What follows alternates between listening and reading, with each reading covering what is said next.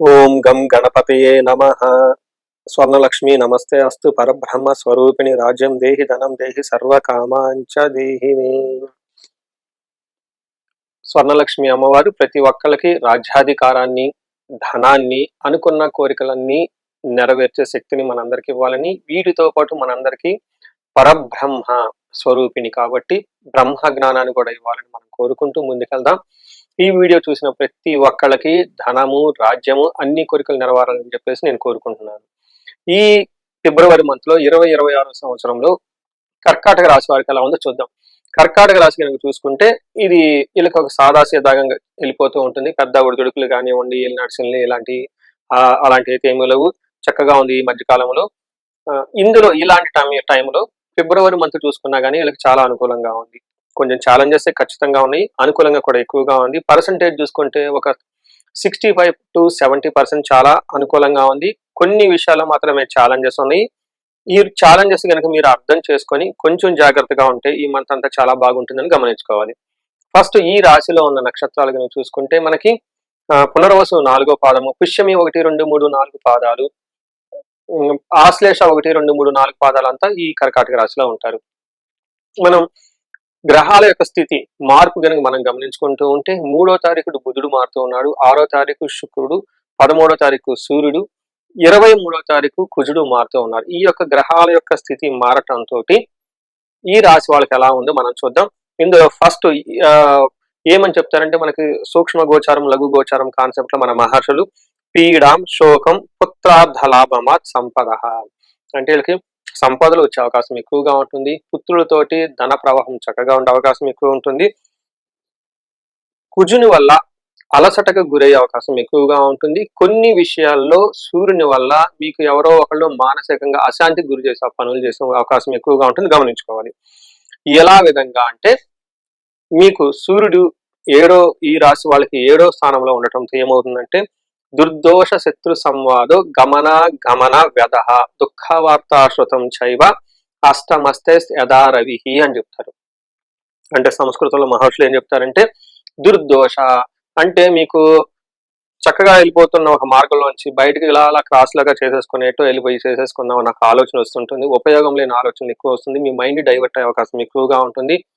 చెడు సమాసాలు పెట్టే అవకాశం ఎక్కువ ఉంటుంది. అంతేకాకుండా ఎక్కువగా అటు ఇటు తిరుగుతూ ఉంటే అంటే గమనాగమన వ్యధ, ఏదైనా దూర ప్రయాణాలు చేసినా అనవసరంగా తిరిగినట్లు ఉంటుంది కానీ ఉపయోగయుతం ఏముండదు. దుఃఖవార్తాశ్రుతం చేయవ అంటే మిమ్మల్ని దుఃఖానికి కారణమైన వార్తలు వినే అవకాశం ఎక్కువగా ఉంటుంది, గమనించుకోవాలి. సూర్యుడి వల్ల ఇది జరుగుతుంది. అలానే కుజుని వల్ల మిక్స్డ్ రిజల్ట్ వస్తుంది. ఒకటి ప్రవాహం, ధన ప్రవాహం బాగుంటుంది. ఏ పని చేసినా ప్రాఫిట్ అయితే ఉంటుంది. కానీ కొన్ని విషయాల్లో జాగ్రత్తగా ఉండటం ఎంతైనా అవసరం. అన్న వస్త్రాది రాహిత్యం సదా క్లేశ జీవనం బంధుభిహి అంటారు. అంటే సరైన అన్నాన్ని తినడానికి కూడా టైం లేకుండా చాలా మానసికంగా బాధలు పడుతూ ఏదో ఒక తినకూడని చెడు వార్త విని తద్వారా దుఃఖానికి గురే అవకాశం ఎక్కువ ఉంటుంది. కాబట్టి జాగ్రత్తగా ఉండాలి. ఏదైనా కనుక చూసుకుంటే మీరు ఒక చెడు వార్త అయిన అవకాశం ఎక్కువగా ఉంటుంది ఈ 2 గ్రహాల వలన తెలుసుకోవాలి. ముఖ్యంగా వీళ్ళకి బుధుడు 8వ స్థానంలో ఉండి అన్ని విషయాలు అనుకూలంగా తీసుకొస్తున్నారు. పర్టికులర్ గా స్క్రిప్ట్ రాయటం కానివ్వండి, తర్వాత కమ్యూనికేషన్, సాఫ్ట్వేర్, ఇలా అందరికీ కలిసి వచ్చే అవకాశం చాలా చక్కగా ఉంటుంది. శుక్రుడు అగైన్ వీళ్ళకి చాలా చాలా మంచి చేస్తూ ఉన్నారు. శుక్రుడు కనుక గమనించుకుంటే 8th హౌస్ లో ఉండటం తోటి మనకి మహర్షులు సంస్కృతంలో ఏం చెప్తారంటే దుఃఖానాశో మహాసౌఖ్యం బంధుమిత్ర సమాగమ రాజదర్శనం ఆప్తి అర్ధ సిద్ధిం అస్తమస్తేద్ భృగునందనే అని మనకు సంస్కృతంలో చెప్తారు. దాని మీనింగ్ ఏంటంటే దుఃఖనాశ, ఏదైనా విషయంలో మీరు కనుక దుఃఖం పడుతూ ఉంటే, బాధపడుతూ ఉంటే శుక్రుడు మిమ్మల్ని కాపాడి ఆ దుఃఖాన్ని నుంచి బయటపడేస్తూ ఉంటాడు. నెక్స్ట్ మహాసౌఖ్యం, చాలా కంఫర్టబుల్ గా ఉంటారు. బంధువులతోటి మిత్రులతోటి కలిసే సందర్భాలు ఎక్కువగా ఉంటాయి.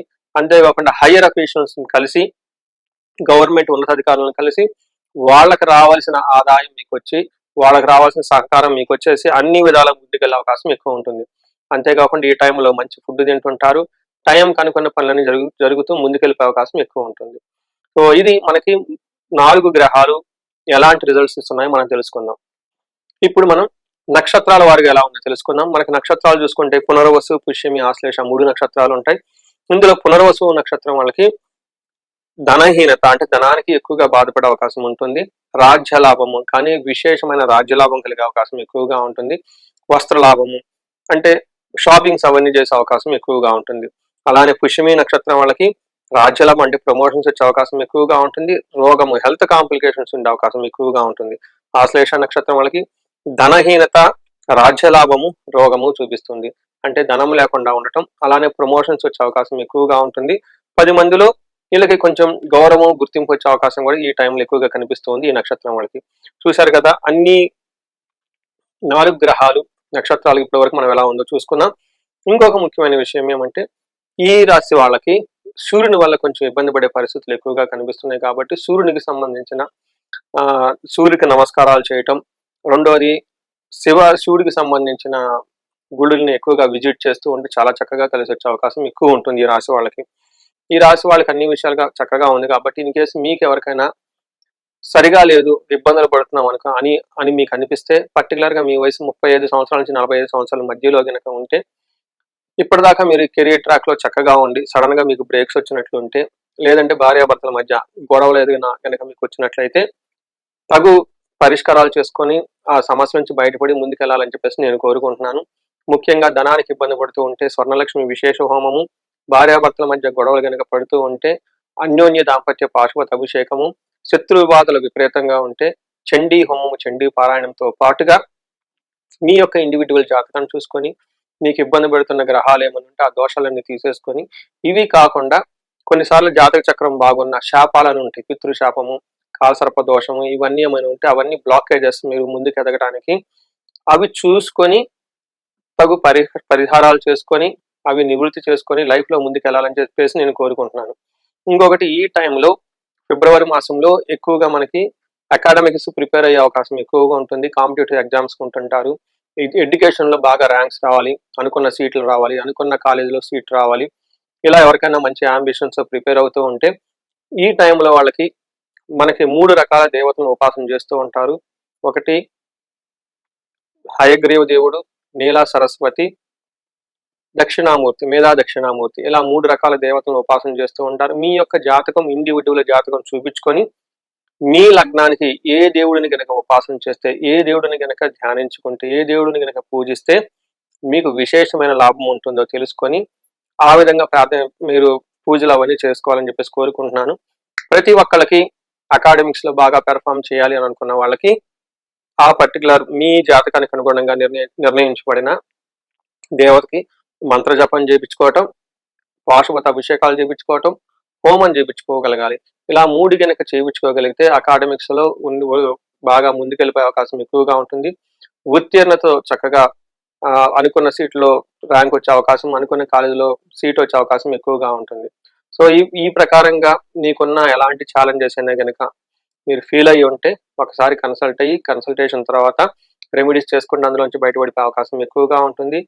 స్టూడెంట్స్ ఎవరైనా ఆస్పిరేషన్స్ ఉంటే మీ యొక్క అభిష్టానికి అనుగుణంగా చక్కగా రాగలిగే అవకాశం ఎక్కువగా ఉంటుంది. ఈ రాశి వాళ్ళకి అష్టైశ్వర్యాలు కలగాలని, భోగభాగ్యాలు కలగాలని చెప్పేసి నేను మనస్ఫూర్తిగా కోరుకుంటున్నాను. నమస్తే.